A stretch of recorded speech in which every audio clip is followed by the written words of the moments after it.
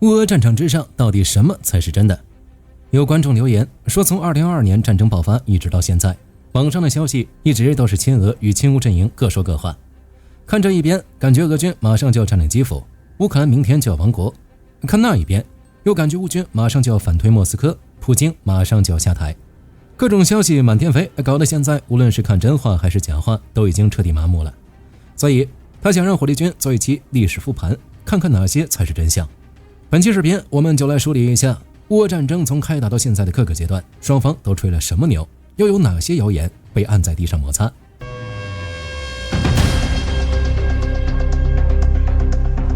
自2022年2月24日乌俄开打以来，这场战争不仅仅是堑壕里互扔炸弹那么简单，它开辟了人类战争史上规模最大的第二战场。这4年多来，双方在认知领域的斗争比前线的炮火还要激烈，各自都给支持者编织了一套半真半假的信息茧房。一方的宣传里永远是泰山压顶摧枯拉朽，另一方的剧本里永远是绝地反击大显神威。如果说把开战至今所有的信息都复盘一遍，信息量有点大，火力军就按照战争的阶段进行。第一阶段的信息可以浓缩为闪击战的破产与超级英雄的诞生。2022年2月，俄罗斯大举入侵乌克兰，这时候俄罗斯觉得轻轻松松，几路大军同时往里推，乌克兰拼了命抵抗。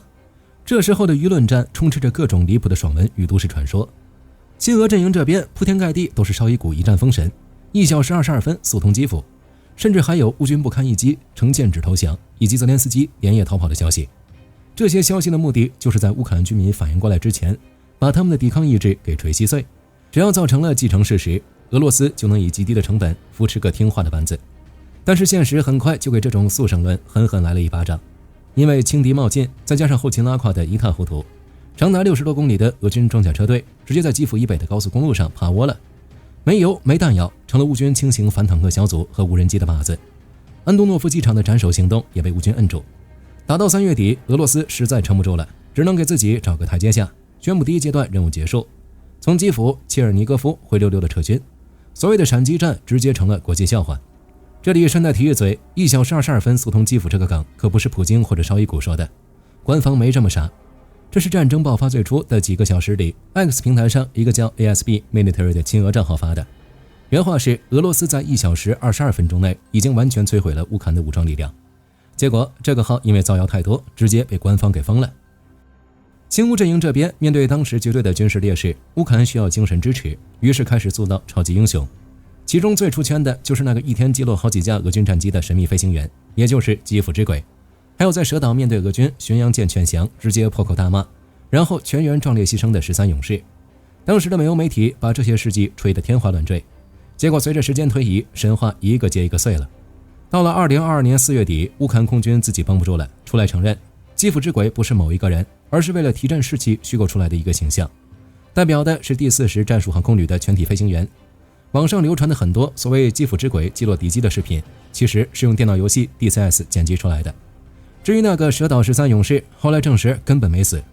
弹尽粮绝之后，他们选择了投降，被俄军抓去当了俘虏，后来还通过换俘回到了乌克兰。还有那个在2022年3月初传得沸沸扬扬的乌军用火箭炮击沉俄罗斯瓦西里拜科夫号护卫舰的事，也是假的。当时的乌克兰急需一场海战胜利来找回场子，就宣传说岸防部队用简易火箭炮诱敌深入，把这艘最先进的巡逻舰给扬了。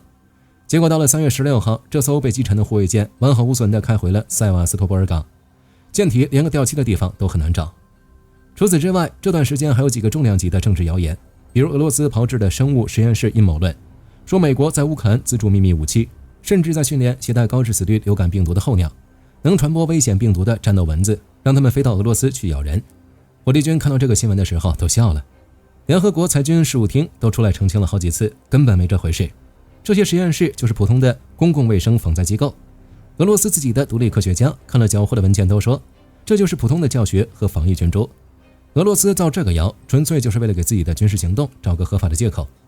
还有那个说波兰准备趁火打劫吞并乌克兰西部领土的谣言，这是俄罗斯情报局长纳雷什金放出来的风，目的就是挑拨离间，想让乌克兰西部的人防着波兰，从而切断北约援助的后勤通道。事实是人家波兰给的援助比谁都积极，搞的那些特殊国民待遇法案是为了方便难民和战时互助，真要吞并，北约第一个不答应。简单来说，在第一阶段，俄罗斯输了面子，但赢了里子。闪电战输了，但打通了连接克里米亚的陆地走廊。乌军虽然守住了首都，但在南部和东部丢失了赫尔松、马里乌波尔等大片战略要地。亚速钢铁厂的守军最终也建制性投降，乌方损失极其惨重。接下来就是第二阶段，可以概括为秋季狂欢与大棋局的修正。乌军的反攻取得重大战果，普京却抵死不认。2022年秋天，有了美欧装备的加持，乌军在哈尔科夫和赫尔松打出了漂亮的反击，战场主动权发生反转，俄军被打得连连后退。面对哈尔科夫防线的崩溃，亲俄舆论场一开始直接宕机了，后来才统一了口径，弄出了几个新词汇，什么我们在下大棋，什么善意撤退，还有为了保护人员安全的重新集结。最离谱的是硬着头皮说没造成任何装备损失，但战场上的真相是，俄军当时战线拉得太长，兵力严重空虚，被乌军一穿插，直接就战术溃败，丢了成千上万平方公里的地盘。要不是真急眼了，普京也不会在9月份冒着巨大的政治风险，搞出个二战后首次的部分动员令，一口气拉了30万人填线。到了11月，赫尔松撤退，那是实在没办法，后勤被海马斯炸断了，苏洛维金只能选择保住建制，退过第聂伯河。虽然军事上止损了，但这对于刚宣布赫尔松永远属于俄罗斯的莫斯科来说，脸都被打肿了。再看乌克兰这边，接连大胜之后，舆论情绪直接拉满，媒体天天喊俄军兵败如山倒，圣诞节前喝退伍酒，甚至喊出了明天就收复克里米亚的口号。这种乐观掩盖了战争的残酷性。俄军主力虽然退了，但没被消灭。苏洛维金反手就在扎波罗热挖坑埋雷，修了苏洛维金防线。乌克兰把期待值拉得太高，直接导致了2023年大反攻的翻车。这就是第三阶段，双方都在口嗨。2023年，乌俄进入了拼消耗的拉锯战。这段时间，亲俄阵营重点宣传，俄军马上要发动冬季大攻势，拿下整个顿巴斯。结果呢，巴赫穆特是拿下来了，但代价大得离谱。普里戈金生前爆料，光瓦格纳就在巴赫穆特镇填了2万人，一半都是劳改犯。因为死人太多，弹药不到位，直接搞出了6月份的兵变。至于俄军在弗罗达的冬季攻势，更是打成了装甲车坟场。精锐的第155海军陆战旅在乌军的雷区和炮火面前排着队送人头，丢了上百辆坦克装甲车。为了打击乌军士气，俄罗斯还在2023年年中炮制了一个狠活，说乌军总司令扎卢日内和情报局长布达诺夫在俄军的导弹攻击中，一个被头骨开颅，一个成了植物人，甚至说已经悄悄下葬了。亲俄媒体为了逼真，还搞了个德国明星周刊的假网页截图，说布达诺夫躺在柏林的 ICU 里，这纯是心理战。没过多久，明星周刊官方就出来打假，说我们没发过这新闻。紧接着，扎卢日内和布达诺夫就发了视频，人好好的坐在那儿，手里还拿着当天的报纸，上面印着卡霍夫卡大巴被炸的新闻，谣言直接碎了一地。不过乌克兰这边2023年也吹牛吹大了，反攻之前疯狂造势，说北约的82坦克和布雷德利战车一到就能平推俄军，反攻直达亚速海。结果撞上了苏罗维金的雷区，在没有制空权的情况下，昂贵的坦克成了俄军卡-52直升机与柳叶刀无人机刷业绩神器。精心准备的北约旅刚上场就损失惨重，战线打了几个月，愣是没挪动几步。眼看乌军反攻受挫，亲俄水军又开始玩盘外招，针对美欧的纳税人搞定向爆破，疯狂造谣说泽连斯基拿着援助款在佛罗里达和加勒比海买1000万豪宅，还花7500万美元买了2艘豪华游艇，甚至连戈培尔的别墅都买下来了。这种账面上的东西是最容易查的，美联社和路透社一核对当地的房产交易记录，发现那些所谓的豪宅要么还在网上挂牌出售，要么几年前就卖给美国和法国人了。那2艘游艇的独家代理公司也出来辟谣，游艇还在卖，根本没乌克兰人来买过。至于买别墅的合同、印章和签字全是电脑合成的劣质 PS 图，纯欺负老实人。第4阶段就是多维度非对称对抗，俄罗斯定下一系列目标，却一个都达不成，乌军也无法快速取得胜利。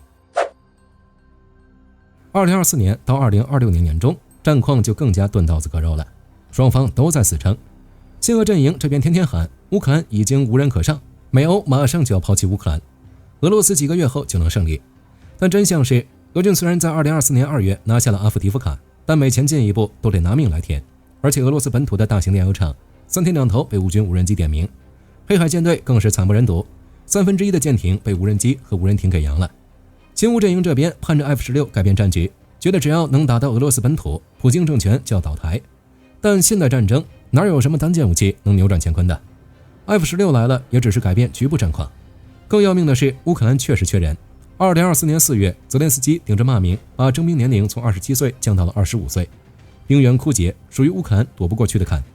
在前线，俄军现在也不玩大兵团装甲突击了，改用廉价的滑翔炸弹疯狂离地，然后派小股步兵一点点渗透。就比如弗洛达战役，这地方乌军死守了2年，俄军硬刚打不下来。到了2024年秋天，改变战术，从两翼包抄。乌军第72机械化旅为了不被包饺子，只能在10月1号撤退。亲俄媒体吹嘘说打断了乌南的脊梁，但实际上因为秋天泥泞季到了，俄军根本没办法快速推进，战线还是卡在那儿。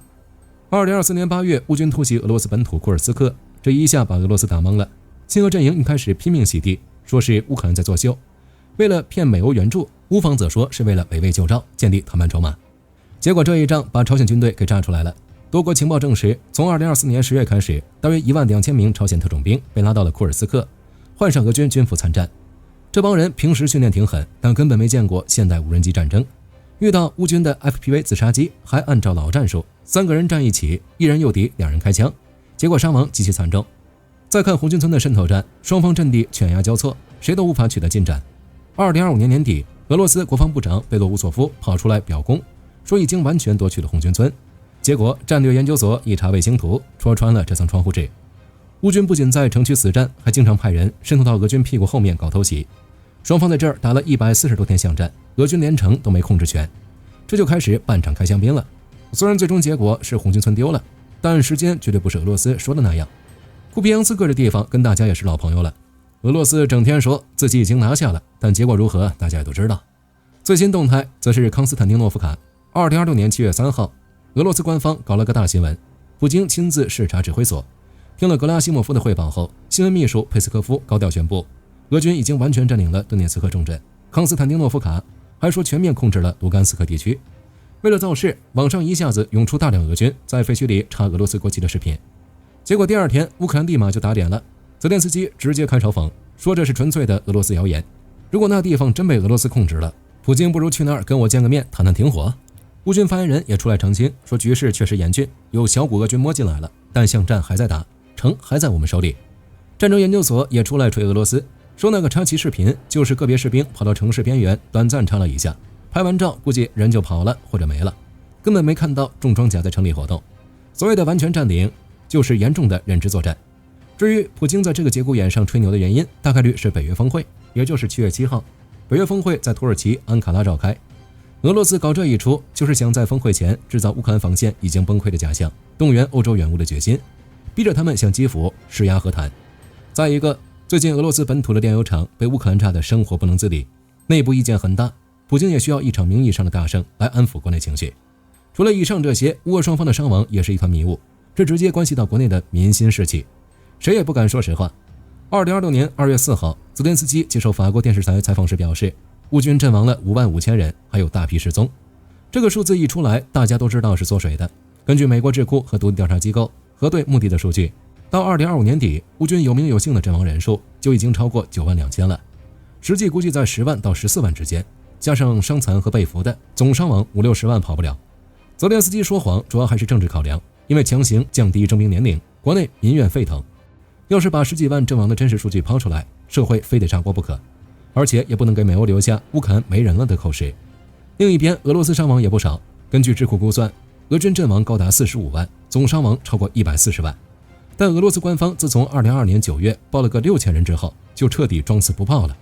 原因一样，怕国内炸锅，怕动员不下去。除了前线死磕，背地里的暗杀也是惊心动魄。2024年5月，乌克兰全局抓了2个自己人，都是保卫局的上校。这2人被俄罗斯第5局给买通了，计划在东正教复活节给布达诺夫的家发导弹指引，还要用无人机补刀，最终目标是绑架甚至暗杀泽连斯基。这内鬼都深入到最高安保核心了，可见谍报战打得有多凶。复盘到这里，大家应该看明白了，无论是亲俄还是亲乌，在舆论场上都没有绝对的白莲花。战争的残酷就在于真相往往是第一个阵亡的。对于俄罗斯来说，他们最喜欢用庞大的叙事掩盖战术上的拉胯，用虚假信息挑拨乌克兰和美欧的关系。而对于乌克兰来说，他们习惯用超级英雄与乐观的情绪来硬撑，以此换取生存的空间和欧洲的军援。我们看战报，别看他们说了什么，得看他们没说什么。当然，不管网上吵得有多凶，决定战争走向的永远不是谁的牛皮吹得响，而是前线的钢铁、后勤的产能以及两国的人民还能承受多少血的代价。除了战场复盘，还有朋友认为人员武器数量都是官方公布，可信度不高。想看乌俄美洲实际的领土进度，丢多少拿回多少，这一点火力军只能说臣妾做不到啊。就乌俄战场这种渗透战术盛行的情况来看，估计连普京与泽连斯基都无法确定准确的数字。至于中国抗美援俄，大家想一想就行了，这一点在明面上是不可能的。毕竟俄罗斯不是朝鲜，还有美国的点40 SW 与10毫米奥拓这种手枪弹。美国的库存虽然充裕，但手枪这种东西即使适合乌克兰进战，也不会成为欧洲援乌的重点。现在的援助防空系统、炮弹才是重中之重。即便是轻武器弹药，也是以乌克兰有的武器为主，并非手枪弹。至于俄罗斯经济来源与乌克兰被炸导产量影响的分析，以及战略层面的分析，乌俄战争未来走势，俄军遭受重创的总结，我们慢慢来。关于乌俄战线目前被攻到哪儿了，火力军会扩大这方面的篇幅，大家敬请期待。本期视频到这儿就结束了，大家觉得乌俄战场还有哪些真相？可以在视频下方留言，大家一起讨论。最后不要忘记点赞关注，我是火力军，下期见。好的，各位观众朋友们，我们频道一直在聊真实的军事资讯和武器装备，后台也经常有朋友问，有没有值得推荐的入门级模型？今天就和大家分享一款近期接触到的产品。首先，它的外形还原度做得相当不错，比例准确，武器上的一些关键细节和标识也都有体现，材质也说得过去，打在手上有不错的分量感。其次，它具备一定的可动性，对于理解基础操作原理有一定帮助，让它不仅是个静态摆件。综合它的做工和可玩性来看，价格确实比较亲民。对于想入门模型收藏，或者单纯想在桌上贴一个摆件的朋友来说，是一个性价比很高的选择。商品链接已经给你们上了，感兴趣的朋友可以自行了解。